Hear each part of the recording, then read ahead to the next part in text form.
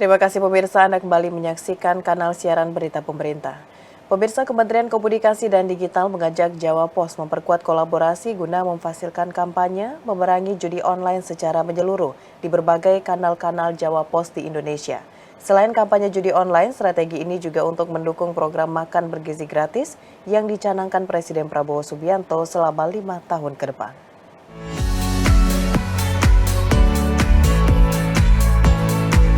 Kementerian Komunikasi dan Digital menerima kunjungan Jawa Pos sebagai upaya untuk memaksimalkan diseminasi informasi terkait program pemerintah makan bergizi gratis hingga mengkampanyekan anti judi online di berbagai platform media Jawa Pos. Terkait dengan kerjasama, khususnya bagaimana strategi komunikasi kita ke depan. Utamanya tadi arahan dari Bu Menteri adalah terkait dengan penanganan judi online dan juga makan bergizi gratis.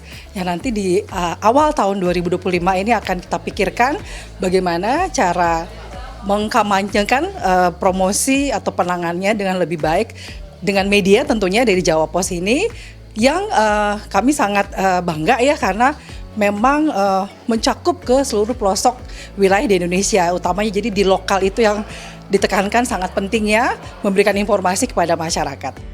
Pada kesempatan yang sama, pemimpin redaksi jawapos.com Dimas Ginanjar menyebut pihaknya mendukung penuh Kemkom Digi dalam mengkampanyekan upaya memerangi judi online termasuk program Asta Cita pemerintah makan bergizi gratis melalui kanal-kanal yang dimiliki di seluruh wilayah Indonesia.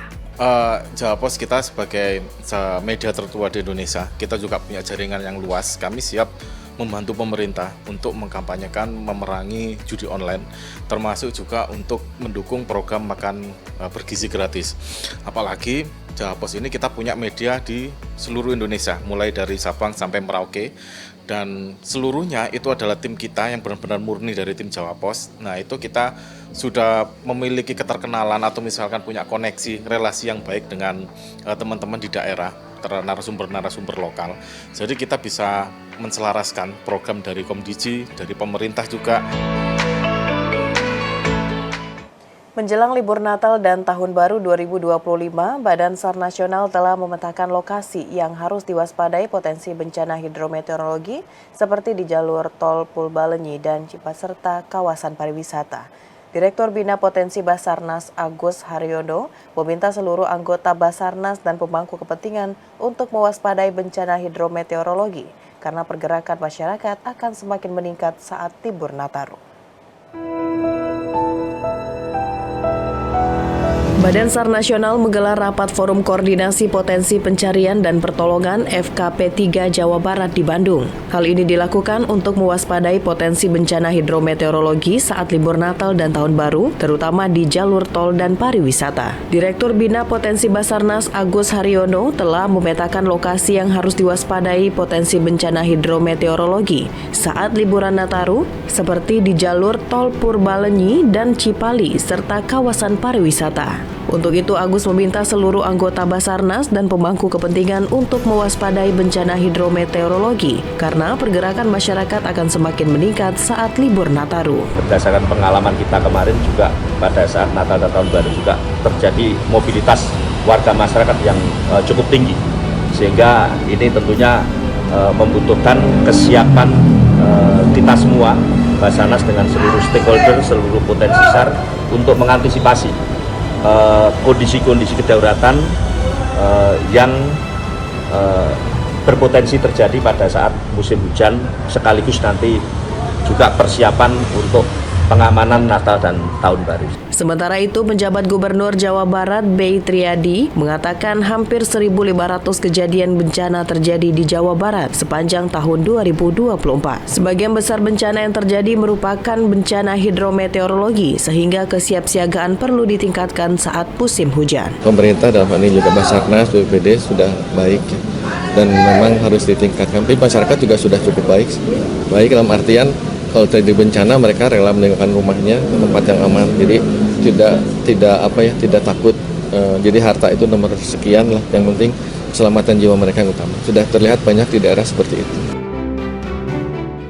Kementerian Pekerjaan Umum membuka sepanjang 196 km tol baru di Pulau Jawa dan Sumatera saat libur Natal dan Tahun Baru. Tak hanya itu, juga terdapat tol fungsional yang akan dibuka sepanjang periode Natal dan Tahun Baru. Menteri Pekerjaan Umum Dodi Hanggono menyebutkan guna mendukung kelancaran lalu lintas selama Natal 2024 dan Tahun Baru 2025, Kementerian Pekerjaan Umum akan mengoperasionalkan 196 km tol baru, yakni sepanjang 47,6 km di Pulau Jawa dan sepanjang 148,9 km di Pulau Sumatera. Tak hanya itu, terdapat juga beberapa ruas tol fungsional sementara yang dibuka untuk umum guna mendukung arus mudik Hari Raya Natal 2024 dan Tahun Baru 2025. Adapun ruas tol fungsional sementara di Pulau Jawa adalah Tol Jakarta Cikampek 2 Selatan Seksi 3 segmen Kutanegara Sadang, Tol Solo Yogyakarta Nyia Seksi 1 2 segmen Klaten Prambanan, dan Tol Probolinggo Banyuwangi Seksi 1 Gending Krakasan. Sementara itu, untuk ruas tol fungsional di Pulau Sumatera yang dapat dimanfaatkan pengendara adalah ruas tol Sikli Banda Aceh Seksi 1 Padang Tiji Siaulimeum, Tol Binjai Langsa Seksi 3 Tanjung Pura Pangkalan Brandan, Tol Kuala Tanjung Tebing Tinggi Parapat sebagian Seksi 2 Kuala Tanjung Indrapura, dan Tol Pekanbaru Padang Seksi 1 Padang Sicincin. Pemirsa, Wakil Menteri Agama Romo Raden Muhammad Syafi'i mengungkapkan arahan Presiden Prabowo Subianto untuk membangun kampung haji di kawasan Jabal Umar, Makkah, Arab Saudi. Rencana Kampung Haji Indonesia sebagai upaya pemerintah dalam memberikan pelayanan yang lebih layak, aman, dan nyaman bagi jemaah haji asal Indonesia.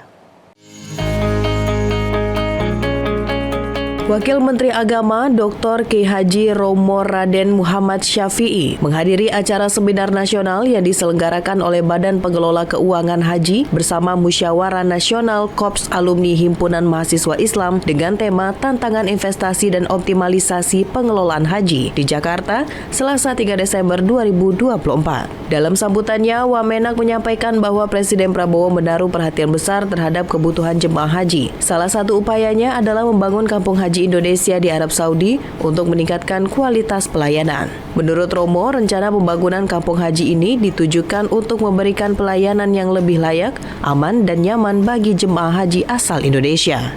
Akhir kesimpulan, maka MBS memberikan konsesi selama 100 tahun kepada Republik Indonesia seluas 50 hektar tanah di Jabal Umar.